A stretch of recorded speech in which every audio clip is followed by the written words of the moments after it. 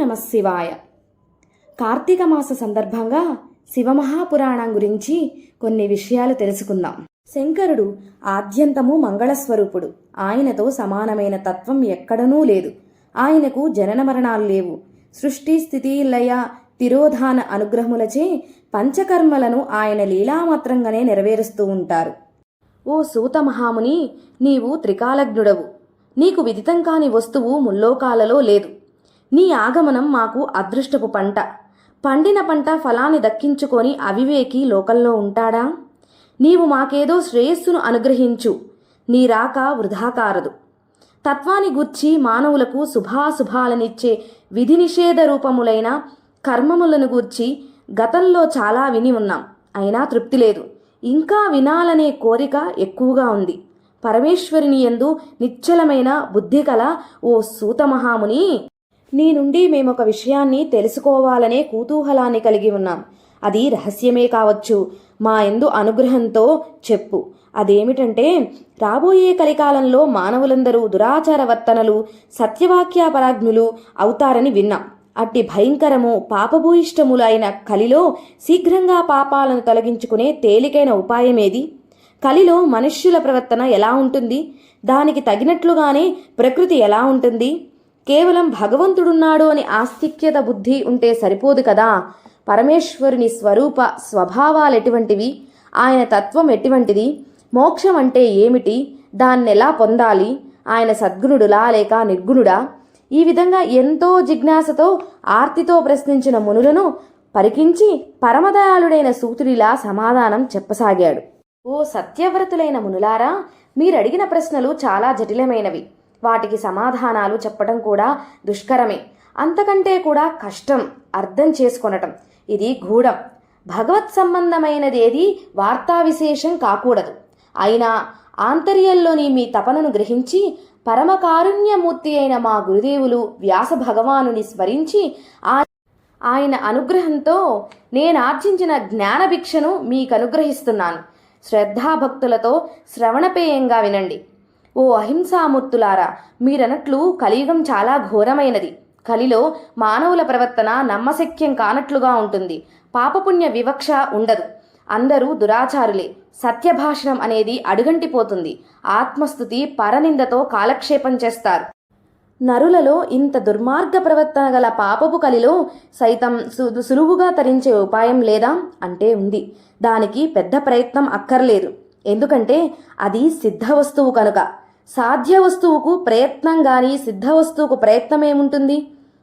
చిలుక చెట్టుపై వాలి పండును ఆస్వాదించినంత తేలికమైన మార్గం అది. ఆ ఉపాయాన్ని ఉపదేశిస్తున్నాను. పవిత్రమైన అంతఃకరణంతో వినండి అని ఈ విధంగా సూతుడు చెప్పి మనలో శంకరులని స్మరించి మనస్సులో శంకరుల రూపాన్ని ముద్రించుకోండి. ఈ శివపురాణాన్ని వింటూ ఓ తపోధనులారా, ఇంతకుముందు మీరడిగిన ప్రశ్నలకు ఇంకా మీ మనస్సులో ఉన్న సందేహాలకు సమాధానంగా శివమహాపురాణాన్ని మీకు పరిచయం చేస్తున్నాను.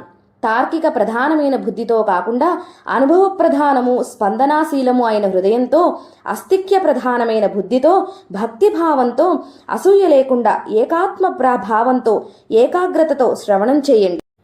ఈ శివపురాణం ఇది శ్రేష్టమైన పురాణం. సర్వమానవులకు ఇహంలో పాపాల నుండి ఉద్ధరించి పరంలో పరమార్థాన్ని చేరుస్తుంది. ఇది కలికల్మషనాశకం, చతుర్విధ పురుషార్థ సాధకం. ఇందులో మహాదేవుని కీర్తి స్వచ్ఛమైన శరత్కాల కౌముదిలా విస్తరించి ఉంది. ఈ పురాణాన్ని అధ్యయనం చేసిన మాత్రాన సర్వులు సద్గతిని పొందుతారు. ఈ శివపురాణం వ్యాప్తిలోకి రానంత వరకు మాత్రమే లోకల్లో పాపాలు ప్రబలి ఉంటాయి. ఘోరమైన ప్రకృతి వైపరీత్యాలు సంభవిస్తాయి. ఇది పరిచయం కానంత వరకు మాత్రమే ఇతర శాస్త్రాలు పురాణాలు పరస్పరాధిక్యతను నిరూపించుకొనటం కోసం తగువులాడుకుంటూ ఉంటాయి. పుణ్యతీర్థాలన్నీ అహమికతో స్పర్శ వహించి ఉంటాయి. ఇతర మంత్రాలన్నీ తమ ఆధిక్యతను చాటుకొనటం కోసం పోటీ పడుతుంటాయి. ఇతర పీఠాలు పుణ్యక్షేత్రాలు దేవతలు ఏ ఇతర సిద్ధాంతాలైనా సరే వాటి మహిమ ఈ శివపురాణ ప్రకటితం కానంత వరకు మాత్రమే. సూర్యోదయానంతరం చీకట్లన్నీ పటాపంచలైనట్లే ఈ శివపురాణ పఠనానంతరం మానవులకు అవిద్య అజ్ఞానం నశించి కల్మషాలన్నీ హరించుకుపోతాయి. మునులారా, మానవులకు మృత్యుభయాన్ని మించిన భయం లేదు కదా. అట్టి మహాభయంకరమైన మరణభయం కేవలం శివమహాపురాణం శ్రవణం వల్లే తొలగిపోతుంది. దీని పఠనము శ్రవణాదుల వల్ల వచ్చే మహాపుణ్య ఫలాన్ని సంపూర్ణంగా ఎవరు వర్ణించగలరు? అనేక లోకాలతో బ్రహ్మాండాలతో నిండి ఉన్న ఈ అనంతమైన సృష్టికి కారణభూతులైన శివశక్తుల అనంతత్వాన్ని లేస మాత్రంగానైనా మనస్సులో భావిస్తే ఆ మానవులకు పునర్జన్మ ఎక్కడిది? నిస్సందేహంగా ఆ జీవుడు సాక్షాత్తు శివుడవుతాడు. సాక్షాత్తు మోక్షలక్ష్మి వచ్చి గుమ్మం ముందు నిరీక్షిస్తుందంటే ఇతరమైన లౌకిక ప్రయోజనాలన్నీ ఇట్టే నెరవేరుతాయి అని వేరే చెప్పాలా? వేద శాస్త్రాలు అధ్యయనం చేస్తే వచ్చే మహాపుణ్యం ఈ పురాణ పఠనం శ్రవణాదుల వల్ల వస్తుంది. తపోధనులైన మునులారా, ఒక్క మాట చెబుతున్నాను, విశ్వాసంతో వినండి. సమస్తమైన వేద శాస్త్ర పురాణ ఇతిహాస మంత్ర తంత్ర జప తప ధ్యాన యోగాదుల సారభూతమైన జ్ఞానం ఏదైతే ఉందో ఆ జ్ఞానం యొక్క స్వరూపం ఈ పురాణం. పాల యొక్క సారం వెన్న కాదా? అలాంటి వెన్న ముద్ద ఇది. క్షీరసాగర సారం అమృతం. అట్టి అమృత భాండం ఈ పురాణం. ఈ పురాణాన్ని గృహంలో భద్రపరిస్తే చాలు, వాడు అమృతుడవుతాడు. ఈ శివమహాపురాణంలోని ఒక్క శ్లోకాన్ని పఠించినా, కనీసం భక్తితో నమస్కరించినా సర్వదేవతా పూజాఫలం లభిస్తుంది. ఎవరైతే చతుర్థి నాడు ఉపవాసం ఉండి శివభక్తుల సన్నిధిలో ప్రవచనం చేస్తాడో ఆ ఉత్తమునికి గాయత్రీ మంత్ర పునశ్చరణ ఫలం లభిస్తుంది. రాత్రి జాగరణ చేసి దీనిని పఠిస్తే ఆ పుణ్యపురుషునికి వచ్చే పుణ్యం అంతింత అనరానిది. ఇది సాక్షాత్తు వేదమే. ఈ సంహితలో ప్రణవార్థము తత్వము నిరూపింపబడ్డాయి. దీని మహత్యం శంకరునకు పూర్ణంగా తెలుసు. వ్యాస భగవానుడికి సగం తెలుసు. అందులో సగం నాకు తెలుసు. నేను ఆర్జించిన జ్ఞాన భిక్షను మీకు అనుగ్రహిస్తున్నాను. ఈ సంహితాతత్వాన్ని లెస్సగా బోధపరుచుకున్న వానికి మరుక్షణంలో చిత్తశుద్ధి కలుగుతుంది. మనస్సు స్వాధీనమైన వానికి విశ్వమంతా వశమవుతుంది. సాధనలన్నీ మనోలయాన్ని సిద్ధింపచేసుకొనుట కొరకే కదా. ఓ ద్విజులారా, ఈ రుద్ర సంహిత నాశనం చేయలేని పాపం లోకంలో లేదు. ఈ అమృత భాండాన్ని మానవుడు తొలుత కుమారస్వామికిచ్చాడు. ఆ కారణంగానే కుమారుడు జ్ఞానమూర్తి అయినాడు. మానవుడు తనకు తెలియకుండానే అనేక పాపకృత్యాలను ఆచరిస్తుంటాడు.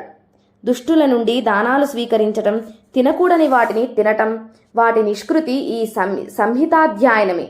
కనీసం శ్రవణం చేయాలి. శివాలయంలోని బిల్వవనంలో పఠిస్తే వచ్చే ఫలం అనంతం. పితృకర్మల ఆచరించే సమయంలో ఈ రుద్ర సంహితను భక్తితో పఠిస్తే చాలు, వారి పితరులందరూ రుద్రలోకాన్ని పొందుతారు. ఓం నమః శివాయ.